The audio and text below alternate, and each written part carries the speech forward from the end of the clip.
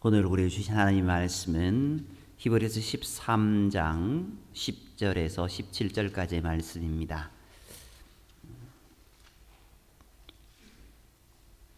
그 전에 12장 12절에서 17절 함께 먼저 보고 13장 10절에서 17절 두 곳 말씀 보겠습니다.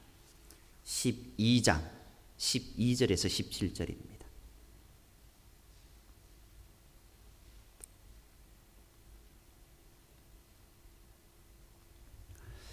히브리서 12장 12절에서 17절까지의 말씀 먼저 함께 교독하도록 하겠습니다. 12절입니다. 그러므로 피곤한 손과 연약한 무릎을 일으켜 세우고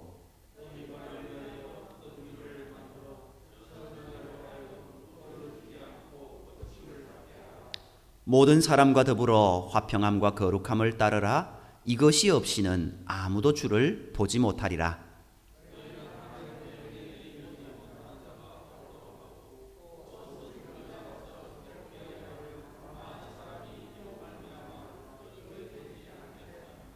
음행하는 자와 혹 한 그릇 음식을 위하여 장자의 명분을 판 에서와 같이 망령된 자가 없도록 살피라.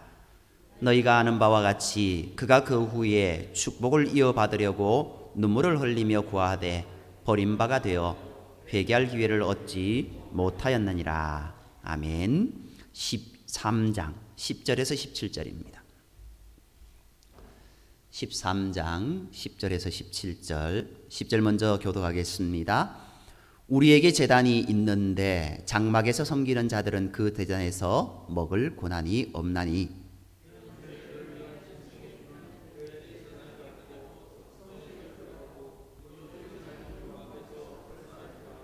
그러므로 예수도 자기 피로서 백성을 거룩하게 하려고 성문 밖에서 고난을 받으셨느니라.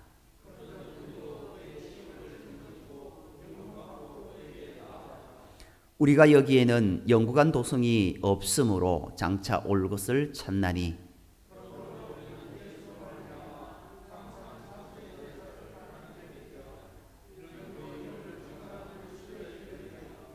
오직 선을 행함과 서로 나누어 주기를 잊지 말라. 하나님은 이 같은 제사를 기뻐하시느니라. 너희를 인도하는 자들에게 순종하고 복종하라. 그들은 너희 영혼을 위하여 경성하기를 자신들이 찬송할 자인 같이 하느니라. 그들로 하여금 즐거움으로 이것을 하게 하고 근심으로 하게 하지 말라. 그렇지 않으면 너희에게 유익이 없느니라. 아멘. 군대 가기를 좋아하는 사람 아무도 없습니다. 얼마나 가기 싫으면은 몸까지 상하게 하면서 안 가게 하려고 하는 모습이 있지 않습니까? 그런데 만일 삼성과 LG, 현대와 같은 그 대기업이 군대에 있는 동안에 있었던 일들을 평가하여서 신입사원을 뽑는다고 한다면은 아마 상황은 180도로 달라질 것입니다.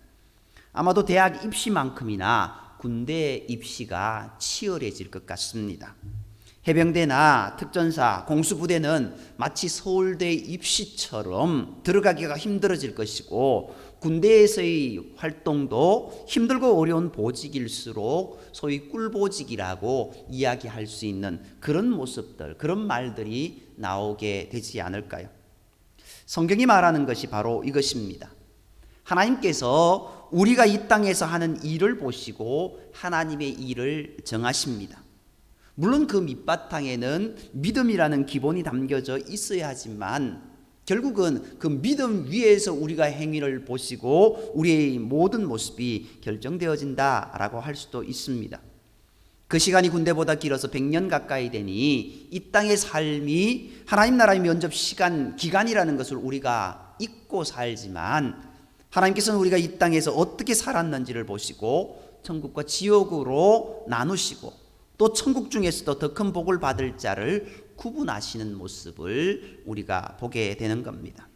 어찌 보면은 좀 이상한 듯한 이 내용이 히브리스가 말하는 바로 이것입니다. 히브리스는 네로 황제의 대박해 핍박을 목전해 준 그의 성도들에게 믿음으로 이 고난을 이길 것을 호소하면서 하나님 나라의 면접시험 평가 기준이 무엇인지를 증거하고 있습니다. 오늘 우리가 읽은 이 말씀 바로 직전의 말씀이 어떤 말씀입니까? 히브리서 11장을 무슨 장이라고 이야기합니까? 바로 믿음장이라고 이야기합니다.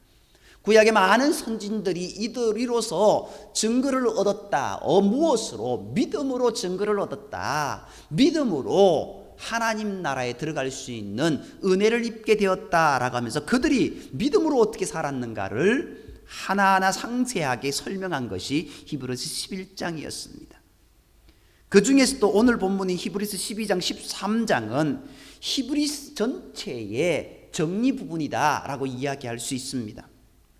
오늘 말씀을 통해서 하나님 나라의 면접 기준이 무엇인지, 그리고 나는 그 말씀대로 살고 있는지 우리를 살펴보는 그런 시간이 되기를 원합니다. 히브리서는 그의 성도들에게 이제 곧 닥쳐올 네로 황제의 핍박을 이기는 자가 되고자고 계속해서 성도에게 호소했지만 믿음이 연약한 자들은 그 핍박을 이기지 못할 것입니다. 그러므로 조금이라도 나은 믿음을 가진 자들에게 연약한 자들을 붙들어서 그 믿음을 세우고 회복시켜 줄 것을 호소하고 있습니다. 그것이 오늘 12절에 나오고 있습니다. 12절에 어떻게 이야기하고 있습니까? 피곤한 손과 연약한 무릎을 일으켜 세우라 라고 말씀하고 있습니다. 네로 황제의 대환란을 목전해 준 성도들에게 히브리서가 호소하는 것은 성도들이 서로 간에 피곤한 손과 연약한 무릎과 같은 그들을 세우는 성도, 세우는 교회가 되라라고 말씀하고 있는 겁니다.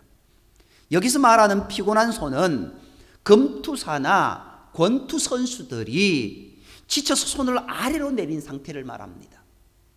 정말 그 권투 글러브 끼고 이것을 이렇게 3분 동안 버티고 있는 것도 쉽지 않다라고 이야기합니다. 연예인들 중에 민경 장군이라는 그런 여자 연예인이 있습니다. 좀 덩치가 좋거든요. 먹방에서 이렇게 나오는 연예인인데요. 연예인이 이제 먹방이 아니라 운동으로 해서 살 빼는 그 운동에 대한 부분들을 하는 그런 프로그램을 본 경우가 있었습니다. 근데 김동현이라고 하는 이 그 격투기 선수가 이 김민경이라고 하는 이 연예인을 가르치는 일이 있었습니다. 근데 아무래도 격투기다 보니까 글러브를 끼게 되어 있습니다. 글러브를 끼고 이제 3분 1회전 그래서 5회전인가요? 그것을 이렇게 이제 상대편 하는 사람들은 이제 어찌 보면 선수들인데 그들이 이 김민경 연예인과 이렇게 대련을 하게 됩니다. 다른 사람들은 5명이 돌아가면서 하고 이 여자 연예인은 혼자서 이렇게 하는데 이 덩치가 이런데 어떤 의미에서는 덩치는 이런데 뭐랄까요? 좀 체력이 좋은 거예요. 그러니까 3분 권투 글러브 끼고 서 있는 것도 쉽지 않은데 권투 글러브 끼고 5회전을 뛴 거예요. 그렇게 얘기하니까 거기에 가르치던 김동현이 정말 대단하다라고. 보통 사람들은 3분도 이것을 못 껴고 못 들고 있는데 대단하다라고 이야기합니다. 우리도 그렇잖아요. 뭔가 조그만 무거운 것을 여기에 들고 있다 보면은 죄송합니다. 팔이 아파서 그것을 이내 늘어뜨리는 그런 모습이 있습니다. 여기에 나오는 피곤한 손이 그런 손입니다. 뭔가 내 몸에 무거운 것이 있어서 그것을 더 들기 힘든 상태, 절대적으로 들기 힘든 상태, 마치 너무나 힘에 겨워서 이제는 도무지 할 수 없는 그런 상태, 그것이 피곤한 손입니다. 또 연약한 무릎은요, 마라톤 선수가 지쳐서 다리가 후들거리는 상태를 뜻합니다. 정말 트랙을 막 돕니다. 뭐 짧은 트랙이라도 열심을 다해서 달리다 보면은요, 마지막 100m가 뭐 1500m를 달리든지 뭐 2000m를 달리든지 그렇게 하면은 마지막 100m가 마지막 10m가 얼마나 힘든지 모릅니다. 다리가 안 떨어진다라는 이야기를 우리가 하지 않습니까? 연약한 무릎은 그런 모습입니다. 둘 다 너무 지쳐서 도저히 경기를 할 수 없는 포기하기 직전의 상태, 그것이 바로 피곤한 손입니다. 그리고 또한 일으켜 세우라라는 것은요, 이것들 이렇게 피곤한 상태, 그들을 어떻게 하라고요? 온전한 상태로 회복시켜서 최상의 상태로 경기를 할 수 있게 만들어라는 겁니다. 쉽게 말해서 제일 몸 상태가 좋은 때로 다시 돌리라는 겁니다. 그만큼 빨리 돌리라는 것. 결국 믿음이 연약한 자를 비난하지 말고 그들 이제 곧 다가올 네로 황제의 엄청난 핍박을 이길 능력을 가진 성도로 일으켜 세우라는 것이 바로 피곤한 손, 연약한 무릎을 세우라는 그런 모습입니다.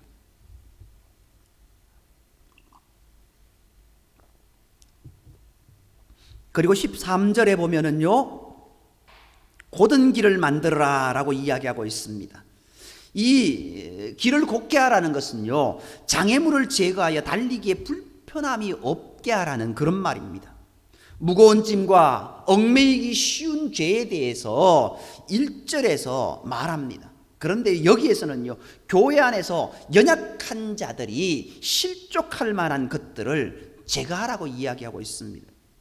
교회 밖에서 네로 황제에 의해 닥쳐오는 핍박을 이기기도 힘든 마당에 교회 안에서까지 실족할 만한 일이 일어난다고 한다면 어떻겠습니까? 더 이기기 힘들지 않습니까? 밖에서 누가 나를 박해하는 것은 그래도 견딥니다. 그런데 안에서 우리끼리 자중질환을 일으키면은요, 그 단체는 무너질 수밖에 없습니다. 똑같습니다. 아무리 밖에서 믿음의 바퀴를 해온다 할지라도 우리 이거 이길 수 있어, 힘내자라고 하는 그런 단체가 있으면은요, 그들은요 이길 수 있습니다. 그런데요, 안 되는가 봐, 나 포기했어. 누가 옆에서 이런 포기해서 이런 이야기를 하면은 그 옆에 있는 사람도 그래 나도 도저히 안 되겠어 이렇게 되지 않습니까? 믿음의 모습이 그런 모습이다라는 겁니다. 그렇게 된 상태, 더 힘든 상태, 이제 그 모습 이제 일으켜 세우고 다시 힘을 얻을 수 있는 모습으로 만들어라라고 하는 겁니다. 그리고 저는 다리로라고 이야기하고 있습니다. 어그러지 않고 고침을 받게 하라. 여기서 저는 다리는요, 어찌 보면은 야곱의 환도뼈 이야기를 생각하면 될 것 같습니다.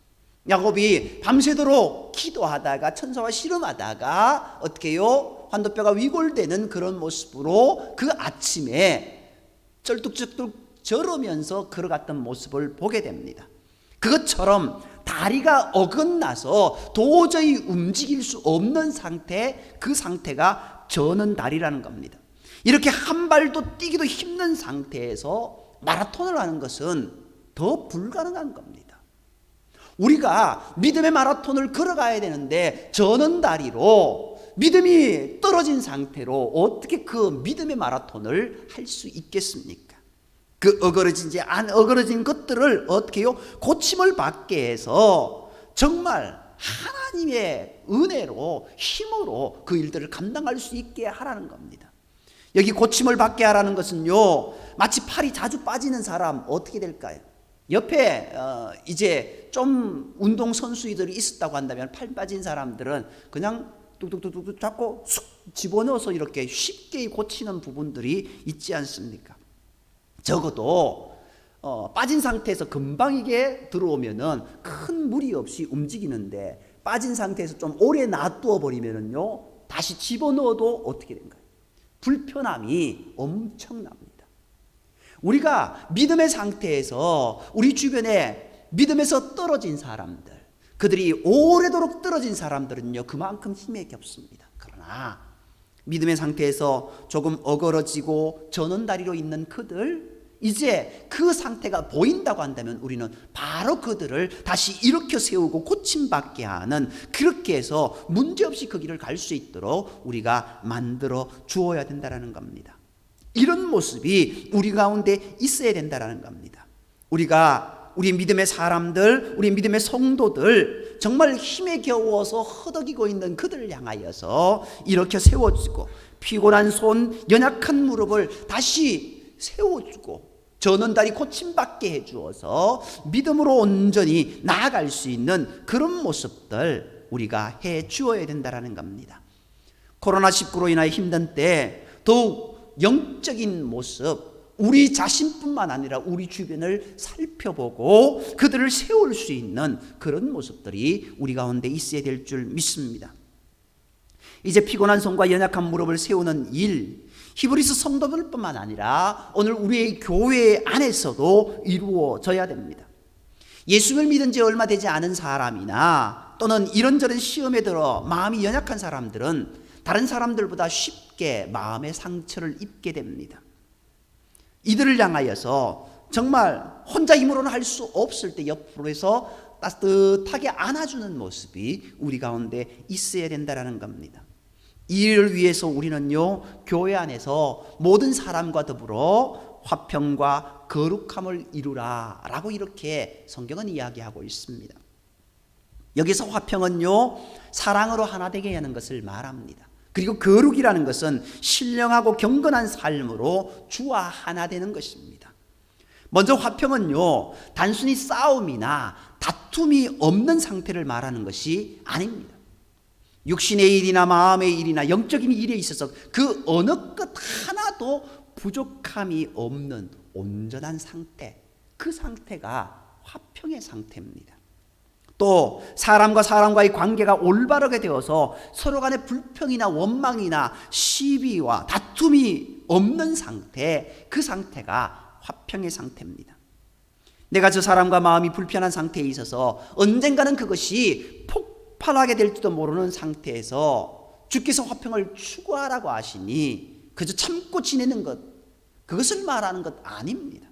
오히려 그의 연약함을 관찰하고 들여다보거나 내가 도울 수 있는 일이면은 가서 돕고, 나 혼자 할 수 없는 일이면은 성도들이 함께 돕도록 힘을 쏟는 것, 그것이 화평한 모습으로 나아가는 것, 우리가 연약한 무릎과 저는 다리와 연약한 성도들을 서로 돕고 도와주는 것, 그것이 바로 화평을 이루는 모습이다라는 것, 그것을 주님께서 가장 기뻐하시는 모습이다라고 이야기하고 있습니다. 그리고 거룩이 하라라고 이야기하고 있습니다. 본래 이 거룩이라는 말은요, 사람에게 설 수 없는 단어입니다. 사람은 거룩하지 않기 때문입니다. 우리 하나님만이 거룩하시지 인간은 거룩한 존재가 될 수 없습니다. 그러므로 사람이 거룩한 자가 되려면은 거룩하신 하나님을 우리의 마음 중심에 모셔드려야 됩니다. 그것이 아니고는 우리가 거룩할 수 없습니다. 우리는 거룩하기 위해서 하나님의 시간과 하나님의 질서 속에 살아야 됩니다. 날마다 우리가 세상을 살아간다라고 이야기하지만 그 세상을 살아가는 것은 내 의지대로 살아가는 것과 하나님의 뜻 가운데 살아가는 두 갈래의 길이 있습니다. 우리가 거룩한 모습으로 살아가는 것은 하나님의 뜻 가운데 하나님과 늘 동행하며 살아가는 그 모습, 우리가 거룩하기 위해 하나님이 내 안에 들어오셔서 늘 동행하면 믿음의 삶을 살아가는 모습이 되어야 된다는 겁니다. 그렇기에 갈라디아서 2장 20절 말씀은 그런즉 이제는 내가 사는 것이 아니요 오직 내 안에 그리스도께서 사시는 것이다. 그리스도께서 사심으로 인하여서 나는 거룩할 수 있고, 그리스도께서 사심으로 인하여서 나는 이제 영원한 생명의 모습으로 될 수 있다라는 것, 그것을 이야기하고 있는 겁니다. 이렇게 화평함과 거룩함으로 우리 교회를 온전히 세워나가는 모습이 있어야 될 것이고, 또 이 모습이 있어야 우리 교회가 온전한 하나님이 기뻐하시는 교회로 나아갈 수 있다라는 겁니다. 그런데 우리가 이렇게 화평함과 거룩한 하나님의 백성이 되지 못하게 하는 내 안에 숨겨진 악의 습관이 있습니다. 그것이 바로 쓴뿌리다라고 15절은 이야기하고 있습니다. 화평하게 이르게 하지 못하게 하는 쓴뿌리는요, 교회에 다툼과 분쟁이 일어나게 하는 것을 말합니다. 탐욕이나 이기심, 고집과 같이 내 마음속에 못된 쓴뿌리들이 있어서 끊임없이 주변 사람들과 싸우고 다투고 갈등을 일어나게 하는 겁니다. 오늘 우리의 모습 가운데 이 쓴뿌리를 제거하는 모습이 있어야 됩니다. 이 쓴뿌리는요, 거룩함을 파괴한다라는 겁니다. 이 쓴뿌리의 모습의 대표적인 모습이 어떤 모습입니까? 우상 숭배고 세상의 즐거움이지 않습니까? 결국 그것은 하나님 앞에 온전히 서게 만드는 거룩을 파괴하는 모습입니다. 결국 죄의 쓴뿌리, 세상의 쾌락과 우상 숭배의 쓴뿌리, 다툼과 싸움의 쓴뿌리, 그 모든 것들을 제거해야 된다라는 겁니다. 그때 화평함과 거룩함으로 온전히 이루어질 수 있는 모습들이 된다라는 겁니다. 이를 위해 우리는요, 다른 것 할 것이 없습니다. 기도하고 또 기도하고 하나님의 은혜를 구하며 주님께서 나에게 있는 모든 쓴뿌리를 제거해 주시기를 위해서 기도하는 저와 여러분이 되어야 될 줄 믿습니다. 이제 오늘 말씀 뒷부분에 보면 읽지는 않았지만요, 하나님께서는 모세를 통해서 율법을 주셨을 때 땅이 흔들리고 산이 진동했습니다. 그때 이스라엘 백성들이 모세조차도 심히 두려워 떨었던 모습을 보게 됩니다. 또 예수께서 십자가에 달리셨을 때 땅이 흔들렸고, 예수께서 부활하셨을 때도 땅이 진동하며 무덤 문이 열렸습니다. 또 예수께서 70명의 제자들을 둘씩 짝지어 보냈을 때, 그때 사단이 하늘에서부터 번개처럼 떨어지는 것을 보았다라고 말씀하고 있습니다. 그런데 26절 이하를 보면은요, 또 한 번 땅과 하늘을 진동하시리라는 말씀이 있습니다. 여기서 한 번 더 땅과 하늘을 진동시킨다라는 것은요, 진동하는 모든 것을 제거하는 것이라고 히브리서는 설명하고 있습니다. 우리가 보는 이 땅과 하늘이 완전히 멸망되어 사라진다라는 겁니다. 예수님이 마지막 우리 종말주로 오셨을 때 어떤 모습요? 그 모습 이후에 새 하늘과 새 땅으로 우리는 들림받게 된 것을 말씀하고 있습니다. 그것이 이 땅이 흔들리는 모습입니다. 주께서 다시 재림하여 오실 때 이 땅과 하늘을 진동시켜 모든 것이 사라지게 하고, 또 이제는 영원히 진동하지 않을 것을 남겨두기 위해서, 그러기 위해서 다시 오신다라고 이야기하고 있습니다. 그리고 우리는 흔들리지 않는 그 나라를 상속받는다라고 28절은 이야기하고 있습니다. 결국 우리는요, 영원히 진동하지 않을 나라, 영원히 변하지 않을 나라, 영원히 하나님과 함께할 그 나라에 들어가게 된다라는 겁니다. 그것이 하나님의 은혜입니다. 오늘 이 말씀 가운데 우리가 하나님 앞에 온전히 서 있는 자는 이 자리로 나아갈 수 있게 된다라는 겁니다. 이 자리가 어디입니까? 하늘의 도성인 하늘의 예루살렘입니다. 우리가 나와서 예배드리는 이곳은 어찌 보면 하늘의 도성의 예표다라고 이야기할 수 있습니다. 우리가 주의 몸된 교회에 나와서 주님의 말씀을 들으며 주님께 찬양하며 주님께 영광 돌리는 이 모습은요, 영원한 저 천국에 가서 영원토록 함께할 그 모습입니다. 우리가 이것을 예표로 여기에서 우리가 경험하고 있는 모습입니다. 그리고 마지막 날 하나님의 은혜의 자리에 우리를 불러주셨을 때는 이제는 변하지 않고 흔들리지 않는 그 나라에서 기쁨의 모습으로 함께 하게 된다라는 겁니다. 그렇게 우리는요, 이 은혜의 자리, 이 예배의 자리에 잊어버리면 안 되고, 이 예배의 자리를 잊어버리면 안 되고, 이 예배의 자리에 함께 나와 예배드리는 그런 모습이 있어야 된다라는 겁니다. 히브리서의 이 간절한 호소는요, 우리에게도 해당됩니다. 히브리서는요, 믿음을 저버릴 수밖에 없는 그 상황 가운데 믿음을 지키라고 이야기합니다. 죽을 수밖에 없는, 믿음을 지키기 위해서는 죽을 수밖에 없는 환경이지만 그래도 믿음을 지키라고 이야기하고 있습니다. 그런데 오늘 우리는 어떻습니까? 코로나19로 시작된 신앙의 위기가 우리에게 닥쳐왔습니다. 그런데 이 신앙의 위기 가운데 우리가 넘어지지 말아야 된다는 겁니다. 어떠한 일이 올다 할지라도 은혜의 자리를 지키고 믿음의 자리를 지키고 주님을 내 마음 중심에 모셔드리며 나아가는 저와 여러분이 되어야 될 줄 믿습니다. 그리고 이제 13장에 넘어가면은요, 우리에게 한 제단이 있다라고 이야기하면서 그 제단을 붙들 것을 이야기하고 있습니다. 오늘 읽은 10절 말씀, 13장 10절 말씀에요, 우리에게 제단이 있는데 라고 이렇게 이야기하고 있습니다. 그런데 그 제단이 있는데 유대교의 성전에서 짐승의 피로 제사를 드리는 자는 그 제단에서 먹을 권한이 없다라고까지 이야기하고 있습니다. 이 부분이요, 좀 이렇게 의역된 부분인데요, 여기에 우리에게 나타난 이 제단은요, 예수 그리스도의 십자가를 의미합니다. 예수 그리스도의 십자가로 인하여서 우리에게 구원받은 그 제단, 그 제단이 우리에게 있는데 장막에서 섬기는 자들은, 이 장막은 어떤 모습입니까? 구약의 장막을 이야기합니다. 성전에 예배드리는 제사 드렸던 사람을 이야기합니다. 아니, 그것보다 더 구체적으로 이야기하면 우상 숭배하던 그런 장막에서 거하던 자들, 그 자리에서 그들은요 어떻게 해요? 그 제단에서 먹을 권한이 없다. 어떤 제단이에요? 예수 그리스도 십자가의 은혜 아래 있을 수 없다라는 그런 뜻입니다. 구약시대에는요 짐승의 피로 속죄를 받을 수 있었지만 예수님께서 십자가에 달리신 이후에는 더 이상 짐승의 피로 드리는 제사는 아무 의미가 없게 되었습니다. 그 대신에 우리가 드릴 수 있는 제사가요 세 가지 있게 되었습니다. 먼저 15절 말씀을 보면은요 찬송의 제사를 드릴 수 있게 되었습니다. 과거에는 짐승의 피로 드리는 제사였지만 우리는 예수님께서 이미 완전하신 주님의 피를 바치셨으니 더 이상 짐승의 피로 제사를 드리지 않아도 됩니다.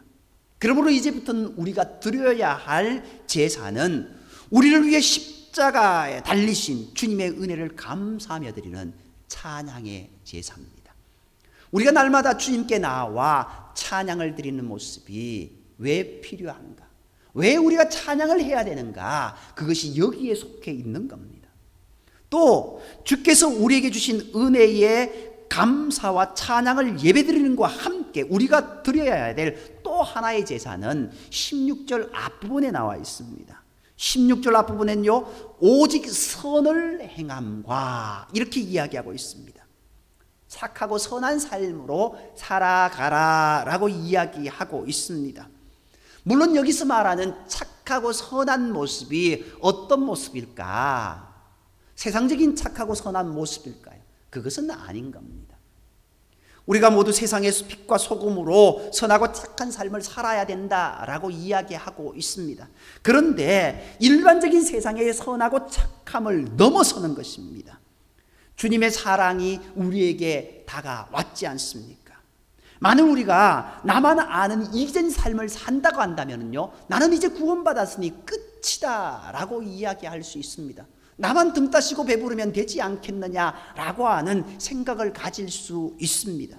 그런데요, 우리가 주님의 은혜를 입었지 않습니까? 주님의 사랑을 입었지 않습니까? 그렇다고 한다면은 우리가 어떤 일을 해야 되는가?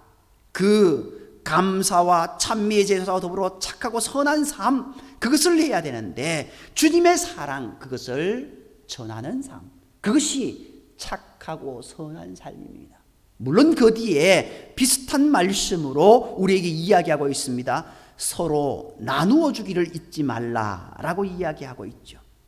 우리가 예수 그리스도의 사랑을 덧입었고 그것을 나누어 주는 삶을 살아야 된다라는 것, 그것이 정말 착하고 선한 삶입니다. 주님이 우리에게 가장 선하심으로 말씀하시는 것이 무엇일까요? 우리가 세상에서 가장 좋은 사람으로 살는 것이 선한 삶이랄까요? 아니다라는 겁니다. 하나님의 선하심을 우리가 알아야 된다라는 겁니다. 하나님이 선하시게 여기시는 것이 무엇인가? 하나님이 가장 원하시는 것이 무엇인가? 우리를 위해, 날 위해 예수 그리스도를 십자가에 보내주셨던 그 사랑을 너도 전하기를 원한다. 그것을 하나님은 가장 기뻐하시는 모습이고 가장 선하게 보시는 모습이다라는 것 우리가 깨달아야 된다라는 겁니다. 이 세 가지는요 서로 연결되어 있습니다. 예배만 드리고 세상에서의 삶은 엉망이라든지, 반대로 세상에서는 착하고 선하게 살면서 예배는 무시한다든지, 그래서는 안 된다라는 겁니다. 그리고 우리가 하나님의 말씀 가운데 온전히 서 있는 자라고 한다면 주의 복음을 전하며 사랑을 나누며 살아가는 모습이 되어야 된다라는 것을 여기에서 말씀하고 있습니다. 그렇게 살아갈 때 우리는 주님의 은혜 아래 온전히 들어갈 수 있습니다. 그리고 13절 이하의 말씀을 보면은요, 그런즉 우리도 그의 치욕을 짊어지고 영문 밖으로 그에게 나아가자라고 이야기하고 있지 않습니까? 그것이 나누어주는 삶이지 않습니까? 영문 밖으로 나아가자, 치욕을 짊어지고, 무슨 치욕을 짊어지고요? 예수 그리스도의 십자가를 짊어지고 나아가자라는 겁니다. 영문 밖으로 나아가자라는 것들이 어떤 의미일까요? 영문 밖은 어떤 모습일까요? 어찌 보면은요, 우리가 동구 밖으로 쫓김받는다라는 이야기를 하게 됩니다. 그러면은요, 그 쫓김받는다라는 의미는요, 끊쳐진다라는 의미가 있습니다. 이 영문 밖의 의미도 그런 의미가 있었습니다. 이스라엘 백성들에게서 끊쳐지는 의미, 수치를 당한, 치욕을 당하는 그런 모습, 끊쳐지는 모습입니다. 그런데 정반대의 모습이 되었지 않습니까? 치욕의 십자가가 사랑의 십자가가 되었고 은혜의 십자가가 되었지 않습니까? 영문 밖으로 쫓김을 당했는데 그 자리는 쫓김을 받은 자리가 아니라 거기로 나아가면은 예수 그리스도, 날 사랑하신 예수님을 만날 수 있게 되고, 날 사랑하신 하나님의 그 사랑의 징표인 십자가를 볼 수 있게 되었다라는 겁니다. 광야로 나아가면은 하나님을 만나는 것처럼 오늘 이 말씀처럼 영문 밖으로 나아갈 때 예수 그리스도를 만날 수 있게 되고 하나님의 사랑을 몸소 체험할 수 있게 된다라는 겁니다. 그렇기에 우리를 보고 어떻게 해요? 그 치욕을 짊어지고 영문 밖으로 나아가자, 쫓김을 당하자라고까지 이야기하고 있습니다. 영문 밖은 예수 그리스도께서 십자가에 달리신 골고다 언덕을 의미하고 있는 겁니다. 그렇다면요, 영문 안은 뭘까요? 영문 밖으로 나아가자라고 했는데 반대적인 영문 안은요, 예루살렘 도성 아니다라고 이야기할 수 있겠죠. 그 예루살렘 도성 안이 어땠습니까? 예수님 당시에 그 안은 어찌 보면은 성전의 모습과 마찬가지였다고 할 수 있지 않겠습니까? 내 집을 강도의 구렬로 만들었다라고 채찍을 드시고 그 모든 것을 소재하신 예수님, 그 모습들처럼 정말 민족의 지도자들이, 제사장들이, 그리고 레위인과 서기관들이, 그리고 많은 사람들이 하나님을 의지하는 것이 아니라 자기의 유익을 위해 살아갔던 그 모습들, 그것을 보지 않습니까? 거기에서 어떻게 해요? 나가라. 어디로? 하나님의 사랑이 있는 곳으로, 하나님의 은혜가 있는 곳으로 나아가라라고 이야기하고 있습니다. 즉 영문왕은요, 나의 삶의 공간을 의미합니다. 우리도 믿음이 없을 때는요, 영문 안에서만 머물렀습니다. 이 세상에서 내가 즐길 수 있는 것들을 채우기 위해 아둥바둥 살았습니다. 나를 위해 분주했고 내 것을 채우기 위해 바빴습니다.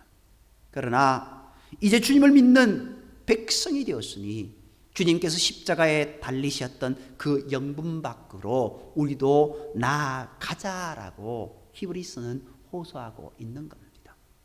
믿음으로 그들은 그렇게 살았는데 오늘 우리가 주님의 은혜로 이 자리까지 올 수 있게 되었는데 우리의 믿음을 넘어지게 하는 것 무수히 많은데 그것을 다 제거하고 이제 치욕의 십자가라고 이야기했던 그 십자가를 바라보면서 주님의 은혜를 바라보면서 우리가 주님을 따라 나가자라고 이야기하고 있는 겁니다.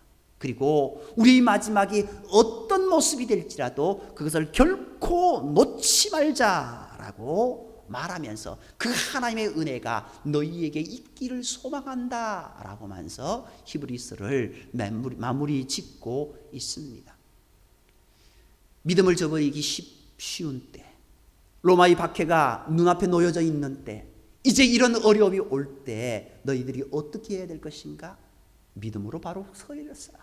믿음으로 바로 서 있으니 믿음의 선진들이 큰 정글을 얻었고 큰 은혜를 입게 되었는데, 앞으로 이렇게 믿음으로 서 있기 쉽지 않은 때가 올 것인데, 그때도 그 믿음을 붙잡아야 된다. 그리고 우리 속에 있는 모든 쓴뿌리를 제거하고 주님의 십자가를 바라보며 은혜의 영문 밖으로 나아가 하나님을 의지하며 믿음으로 살아가는 우리 모두가 되라 라고 이야기하고 있는 겁니다. 주님께서 치욕을 받으셨던 영문 밖, 우리가 가야 될 사명이고 우리가 전도해야 될, 전해야 될 사명입니다. 우리 함께 주님만 의지합시다. 우리가 힘들고 어려울 때일수록 믿음을 놓지 않고 믿음으로 나아갑시다 라고 그렇게 이야기하고 서로를 위해 기도하는 모습, 그 모습이 있어야 됩니다. 오늘날 많은 성도들이요, 내가 짊어져야 될 그 십자가는 지지 않은 채 정말 보다 나은 삶을 위해서 영문 안에서 모든 일을 하려고 합니다. 기도의 내용도 주를 위해 헌신하는 자가 되게 해달라는 그런 기도보다는 나와 내 가족만을 위한 기도가 더 많은 것, 그것들이 더 많고 그것들이 더 우리 가운데 있지 않습니까? 오늘 우리가요, 어떤 기도를 하기를 원합니까? 어떤 삶을 살아가기를 원합니까? 히브리서는요, 믿음으로 서 있으라고 이야기합니다. 믿음으로 서 있기 위해서 우리가 없애야 될 것이 무엇인가를 이야기합니다. 그리고 믿음으로 끝까지 가기 위해서 우리가 바라보아야 될 것이 무엇인가를 이야기하고 있습니다. 저와 여러분이 이 믿음 위에 주님 은혜 아래 온전히 서 있어서 어떤 환난이 온다 할지라도 주님 기쁨 가운데 나아가는 복된 인생이 되기를 주님의 이름으로 축복합니다. 기도드리겠습니다.